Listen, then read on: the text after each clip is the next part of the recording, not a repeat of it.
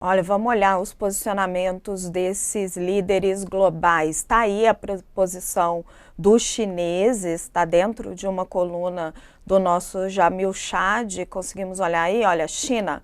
O porta-voz do Ministério de Relações Exteriores, Lin Xian, destacou a organização exitosa do pleito na Venezuela e mencionou que os dois países são bons amigos e parceiros que se apoiam mutuamente. Lin também sinalizou que Pequim atribui grande importância ao desenvolvimento das relações entre a China e a Venezuela e vai trabalhar com Caracas para enriquecer o conteúdo de sua parceria estratégica. E agora os Estados Unidos. Olha a posição diametralmente oposta dos americanos. EUA e Estados Unidos evitam reconhecer Maduro como presidente e pedem recontagem dos votos justa e transparente na Venezuela. O chefe da diplomacia dos Estados Unidos, Antony Blinken, exigiu uma recontagem justa e transparente dos votos das eleições presidenciais na Venezuela. O que disse Blinken? Agora que a votação terminou, é de vital importância que cada voto seja contado de forma justa e transparente. Convocamos as autoridades eleitorais a publicar a recontagem detalhada dos votos para assegurar a transparência e a prestação de contas. Thales, a fala de Blinken não é muito diferente da fala do Itamaraty, não. É um pouco diferente da do Claro, Amorim, mas da do Itamaraty é igualzinha.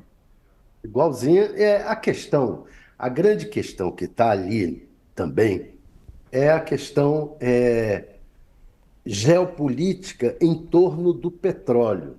Venezuela é um grande produtor de petróleo, né? Enorme produtor de petróleo. E ainda está querendo, está de olho ali em Essequibo, onde já começou uma exploração de petróleo e que tem muito a ver com o petróleo que chega ao litoral norte brasileiro ali, a foz do Rio Amazonas, etc. O que ocorre? China e Rússia estão de olho no petróleo venezuelano e até em Essequibo. Os Estados Unidos também. E o Brasil tem medo de que isso tudo acabe atrapalhando a nossa exploração de petróleo. Então, nesse sentido, o Brasil está mais próximo dos Estados Unidos do que da Rússia e da China, que são dois fortes competidores por esse petróleo.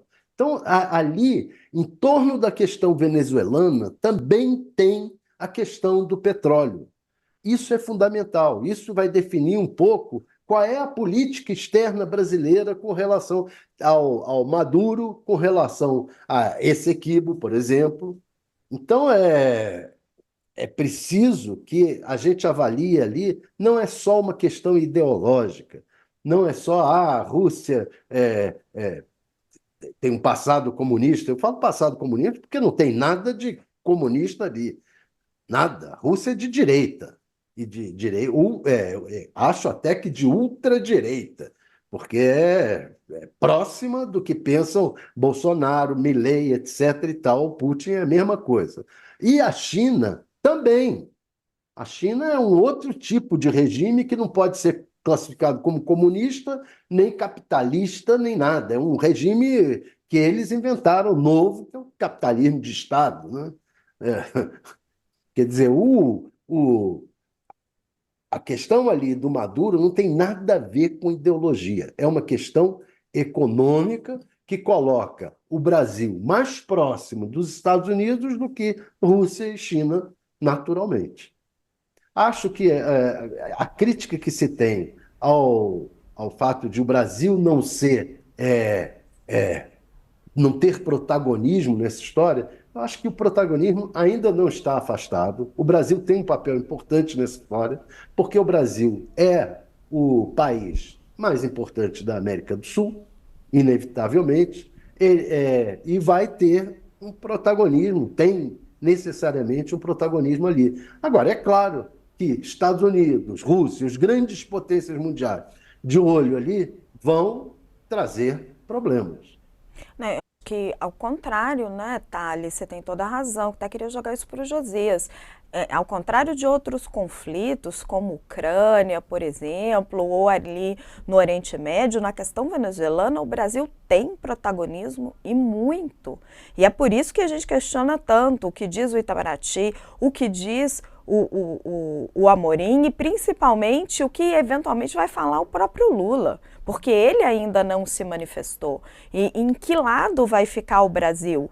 Né? Você vai se posicionar mais claramente, porque até agora a fala do Itamaraty vai muito de encontro ao que diz os Estados Unidos, ao que está sendo cobrado aí por essa parte mais democrática do mundo, e não está endossando a fala de ditadores como Putin. Mas Lula ainda não se manifestou, e a gente vê movimentos sociais cujas posições são muito caras para o PT e para aliados do presidente Lula, como o MST, comemorando a vitória do Maduro. Acho que ao contrário de outros conflitos que se colocam no mundo, na Venezuela não. Na Venezuela o Brasil tem um protagonismo muito grande, Josias.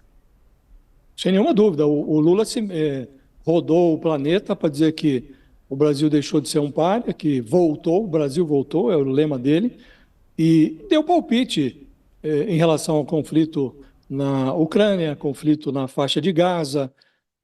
Algumas vezes se posicionou adequadamente, noutras palpitou de forma infeliz, mas todos esses palpites tinham ali a pretensão do Lula de pontificar, de se manifestar em relação aos principais conflitos do mundo, mas estavam, de certa maneira, eram conflitos nos quais o Brasil tinha uma participação até irrelevante, né?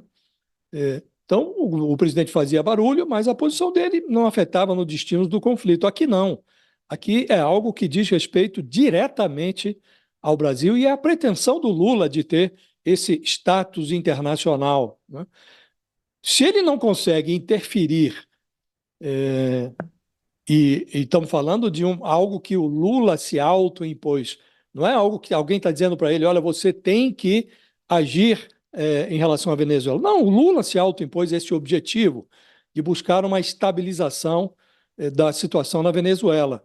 E, claramente, esse objetivo não foi alcançado.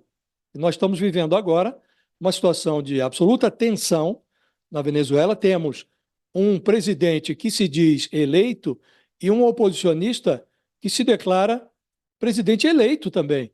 Um diz que é reeleito, o outro se diz presidente eleito. E, evidentemente, cria-se um impasse que pode levar a manifestações de rua que serão, evidentemente, reprimidas com mão forte pelo regime do Maduro, e a instabilidade está posta. E, do ponto de vista econômico, essa instabilidade deve acentuar as sanções que os Estados Unidos impõem, e o Thales tem toda a razão, os Estados Unidos têm interesse no petróleo venezuelano.